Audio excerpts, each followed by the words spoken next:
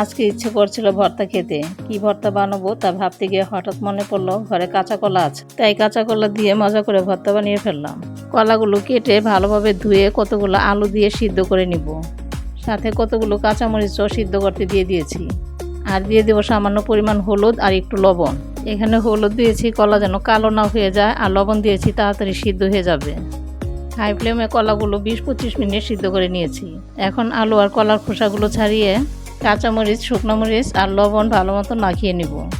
কাঁচা কলা হজমের সমস্যা দূর করে, হার্টের জন্য ভালো। যারা কাঁচা কলা খেতে চান না বা আগে কখনো খাননি তারা অবশ্যই কাঁচা কলা খাবে। আমার কাছে কাঁচা কলার সাথে আলু দিয়ে ভর্তা খেতে ভালো লাগে, তাই আমি কাঁচা কলার সাথে কিছু ছোট দেশি আলু নিয়েছি। কিন্তু আপনারা চাইলে শুধু কাঁচা কলা দিয়েও ভর্তা বানিয়ে খেতে পারেন। তো চলুন ঝটপট ভর্তা বানিয়ে ফেলি। কলা ও আলু ভেঙে নেওয়া শেষ। এখন শুকনো মরিচ আর কাঁচামরিচের সাথে কিছু পেঁয়াজ কুচি দিয়ে ভর্তা বানিয়ে ফেলবো।